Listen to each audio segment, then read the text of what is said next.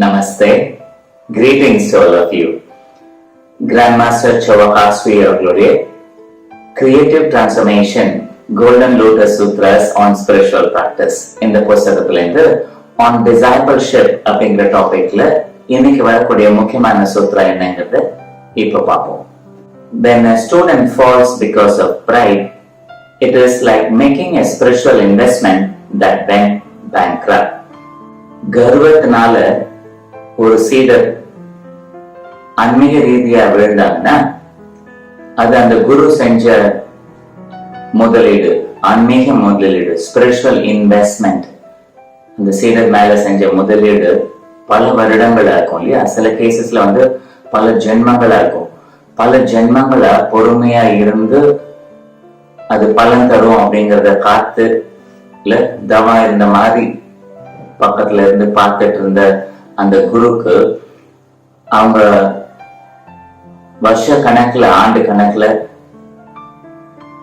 சில சமயத்துல ஜென்ம கணக்குல செஞ்ச முதலீடு பேங்க்ல ஆன்மீக ரீதியா போண்டியான மாதிரி அப்படிங்கறத சொல்றாங்க. அப்போ ஒரு சீடர் தவறி விழுந்து தன்னுடைய கர்வத்தினால தன்னை மறந்த நிலையில தன்னை மிகைப்படுத்திக்கிட்டு தனக்கு எல்லாம் தெரியுங்கிற திமிர்லயும் அகம்பாவத்திலையும் அது கீழே விழும்போது இவன் முன்னேறுவான் அப்படின்னு பார்த்துட்டு இருந்த அந்த குருக்கு மிகப்பெரிய வேதனை. அவங்களுடைய ஆன்மீக முதலீடு, நேரம், பொறுமை எல்லாம் கொடுத்து வளர்த்த அந்த ஆன்மீக இன்வெஸ்ட்மெண்ட் முழுசா பேங்க்ரப்ட் ஆன மாதிரி அப்படிங்கிறது இந்த சூத்திரால கொடுக்கப்பட்ட செய்தி.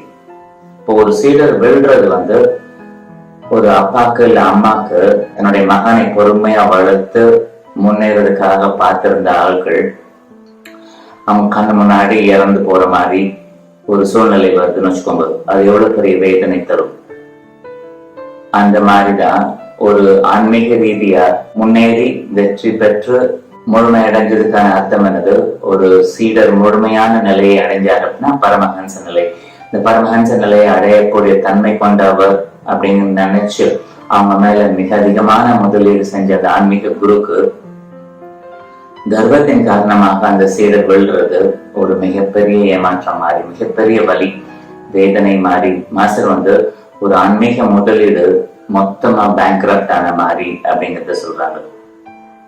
நான் சொன்ன இன்னொரு சின்ன உதாரணம், அந்த வலிக்கான காரணம் என்னன்னா, அந்த வளர்த்த பிள்ளைங்களை தான் கண்ணு முன்னாடி தொலைக்கிற பெற்றோர்களுக்கு அந்த வலி எவ்வளவு இருக்குமோ அதே மாதிரிதான் தான் வளர்த்த சீடர்கள் முனைமை அடையாத நிலையில கீழே விழுறத பார்க்கும்போது அந்த குருக்கு அந்த வலி தான் ஏற்படும்.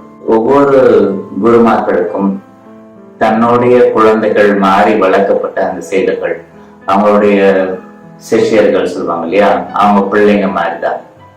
சோ அவங்க முழுமை அடையறதுக்காக தான் இவங்க ஜென்மமா பாடங்கள் கொடுத்துட்டு வந்திருக்காங்க. சிலர் எப்ப அந்த விழக்கூடிய தன்மை வருது அப்படின்னா, அந்த அகம்பாவம் வரும்போது அந்த குரு சொல்லக்கூடிய வார்த்தைகள் அவங்க காதுல விழாம போறதுக்கு வாய்ப்பு இருக்கு. அவங்க இதய சக்கரம் சுருங்கிடுது. தான் மிகப்பெரிய ஆளுங்கிறத நினைச்சுன்னு சொல்றதை விட தன்னுடைய அறியாமையில, தன்னுடைய திமிர்ல இல்ல கர்வத்துல தன்னை மிக அதிகமான அறிவோட ஆள் மாறி மிகைப்படுத்திட்டு தன்னாலதான் எல்லாமே நடக்குதுன்னு நினைச்சு பேசக்கூடிய நிலையில குருட்டேந்து வரக்கூடிய அந்த ஃபீடிங், ஸ்பிரிச்சுவல் ஃபீடிங் நின்று போயிடுது.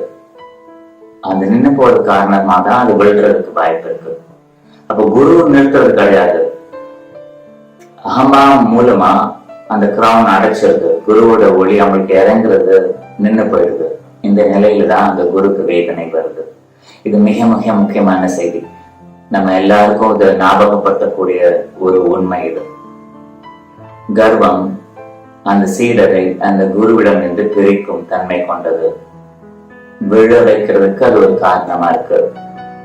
இதை புரிஞ்சுட்டோம்னா குரு மூலமாதான், கடவுள் மூலமாதான் நம்முடைய வெற்றிகள் எல்லாமே சாத்தியமாகும் அப்படிங்கறத நம்பக்கூடிய நிலை ஈஸியா நமக்கு புரியும். தான் மேல முழு நம்பிக்கை உள்ள, தன்னுடைய திறமை மேல சரியான தெளிவான அக்யூரேட் பெர்செப்ஷன் உள்ள சீடருக்கு பிரைட் வர்றது கஷ்டம்.